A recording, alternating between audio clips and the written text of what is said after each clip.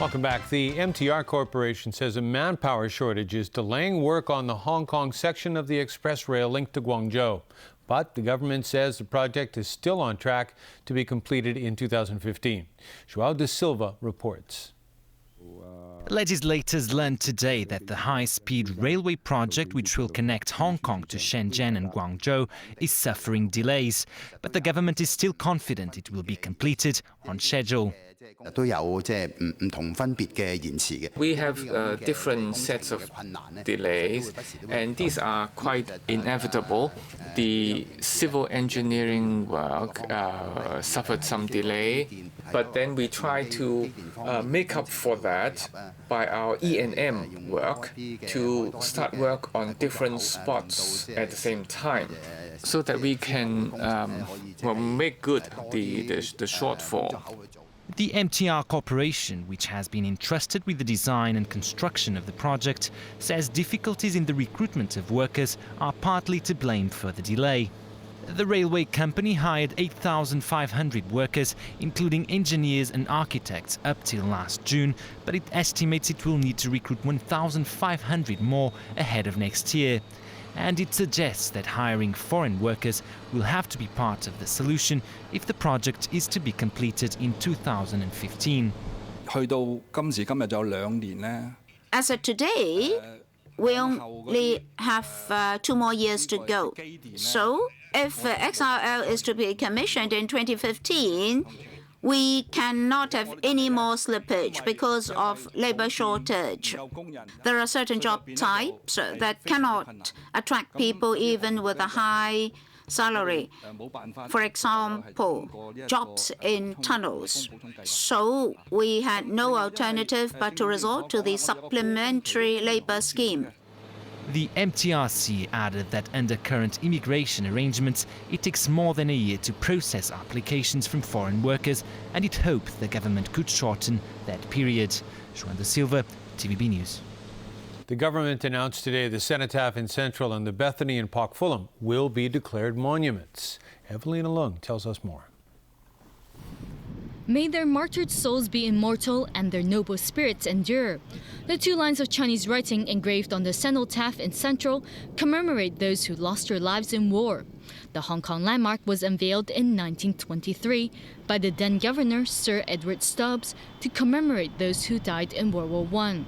More dates were added to remember those who died during the Second World War. In the 1980s, the 2 lines of Chinese writing were added. A ceremony is held every year at the cenotaph to remember those who fell in battle. The other structure declared a monument today is the Bethany out in Pak Fulham. It was built in 1875 by the Society of Foreign Missions as their first sanatorium for sick missionaries in East Asia. It was closed in 1974 and was sold to a developer before being taken over by the government. A few years ago, the government finished restoration work on the Bethany. It has since served as the venue for the School of Film and Television of the Academy of Performing Arts. Evelina Lang, TVB News. 50 years ago today, former U.S. President John F. Kennedy was assassinated. 5 decades later, the conspiracy theories still run wild as to who really killed one of America's most beloved presidents. It was November 22nd, 1963, when President Kennedy and his wife Jacqueline were enjoying their visit to Texas. The usual welcoming committee presents Mrs. Kennedy with a bouquet of red roses. They rode in an open-top presidential limousine to Dealey Plaza. At the same time, a co-worker was giving Lee Harvey Oswald a ride to work when he noticed him toting an odd-sized package. And I said, "What's in the package, Lee?" He said, "Oh, that's curtain rods, remember?" The streets were packed with spectators eager to see the president when tragedy struck. In a warehouse, a sniper with a rifle poised waits. The cheers of the crowd almost muffle the 3 shots. The assassin's aim is deadly. I repeat, a shooting in the motorcade in the downtown area. Parkland Hospital has been advised to stand by for a severe gunshot wound. The hospital confirmed President Kennedy died of a fatal gunshot wound to his head. But a few blocks away, a man is captured after he is reported to have killed a policeman. That man was Lee Harvey Oswald. After the most extensive criminal investigation in the history of the U.S. at that time, the Warren Report determined Oswald did the shooting alone. But visitors at the site of the shooting highly doubt that. Oswald was a patsy. I really don't know if Oswald killed him or not, but if he did, I think he was just part of the plot. I think more than likely, at least 90%, the kill shot, the one that blew his head open, probably came from over here, the grassy knoll.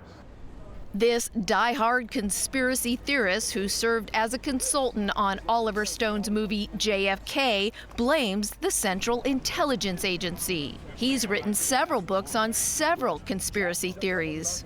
The government had a lot of elements. One of them is the Covert Actions Branch of the CIA, and they hated President Kennedy. They were at war with him, had been since the time of the Bay of Pigs.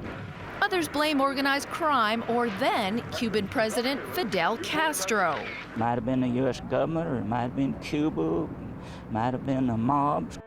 As folks around the world remember the untimely death of 46-year-old John F. Kennedy, the question of who really killed him may never be answered with certainty. U.S. President Barack Obama is gladly supporting a move by Senate Democrats to change the rules that make it easier for them to confirm his presidential nominees. Obama said he's tired of Senate Republicans blocking his choice of top officials simply because they oppose his policies. His comments came after Democrat-controlled Senate successfully voted in favor of stripping Republicans of their ability to block Obama's judicial and executive branch nominees. But the new rule will likely exacerbate the bitter partisan divide in Washington as Republicans search for a way to retaliate. After making the colossal mistake and landing at the wrong airport, the pilot of a jumbo jet in the United States had to ditch a ton of fuel and seats in order to take off again. The pilot of this giant Boeing 747 Dreamlifter was slated to land at a large Air Force base in Wichita, Kansas. Instead, he landed at a much smaller Colonel James Jabara Airport. The pilot was shocked when an air traffic control official alerted him to his mistake. He responded by saying, yes, sir, we just landed at the other airport. Other than having to dump fuel and strip the plane of its seats, officials did not specify what was done to allow the plane, which needs about 900 meters more runway, to get it up in the air again. And we're up in the air with sports.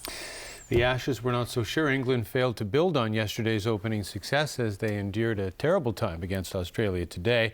Out for 138. The tourists now trail their rivals by more than 200 runs. Tony Sabine reports.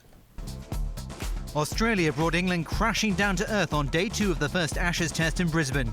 Pacemen Mitchell Johnson and Ryan Harris led the carnage to skittle the tourists for 136 at the Gabba. The English were coasting at 55 for 1 in their opening innings before Johnson and Harris began their spree, which saw a slide of 6 wickets for 9 runs in 58 balls at one point in the session. Openers David Warner and Chris Rogers compounded the misery for England later in the day with an unbroken stand in their second innings to increase Australia's lead to 224 runs. The hosts were 65 without loss at stumps in their second innings, with Warner on 45 runs and Rogers on 15. Johnson, one of Australia's heroes, had a feeling last night that today would go much better for the hosts.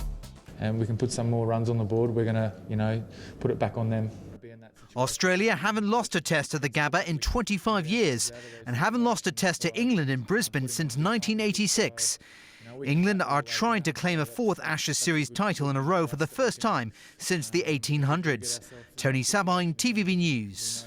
Also in Australia, Denmark's Thomas Bjorn leads the World Cup of Golf after 2 rounds of play in Melbourne.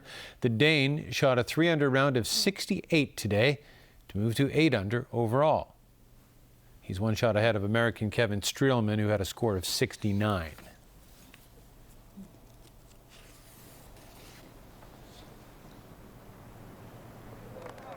And on the ice, Matt Reed scored a pair of goals to lead the Philadelphia Flyers to a 4-1 victory over the Buffalo Sabres last night. It was Philadelphia's 5th win in 6 games. The Sabres, meanwhile, seem nowhere near to ending their miserable run of form this season. And finally, the mayor of Paris, as well as French actress and model Laetitia Costa, bid welcome to the winter holidays this year with the annual lighting of the Champs-Élysées lights. This year, some 200 trees along the famous Parisian avenue leading to the Arc de Triomphe have been decorated with the tree rings. They are LED rings that pulsate from violet to red every night between 6 p.m. and 2 a.m. Tourists who witnessed the turning on of the lights were impressed with this year's design, saying it's fascinating and absolutely gorgeous.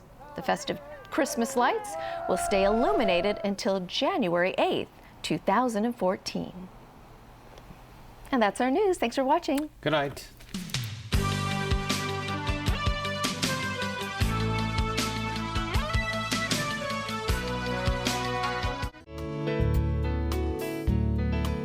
Hello everyone, there were some rain patches today at 5 p.m. The ridge of high pressure over southeastern China was bringing a fresh easterly airstream to the coast of Guangdong. Today's temperatures range from 19.5 to 22.8 degrees, and the current temperature is 21.6 degrees Celsius. 0.7 millimeters of rain has been recorded since midnight. So Freddie has the weather tomorrow.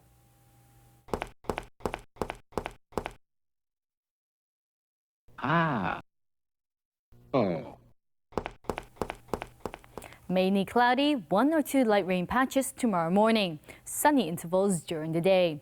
Temperatures will range from 19 to 23 degrees. Tomorrow's API is forecast at 40 to 95 and the pollution level will range from medium to high. The maximum UV index forecast for tomorrow will be about 6. Now, here's the latest global weather update. Cloudy in Shanghai, Taipei and Xiamen. Cloudy in Guangzhou, sunny intervals in Macau. Cloudy in Beijing, sunny in Seoul. Rain in Bangkok, Ho Chi Minh City and Manila. Thunderstorms in Kuala Lumpur and Singapore. Sunny in New Delhi, Karachi and Mumbai. Cloudy in Cairo, showers in Nairobi.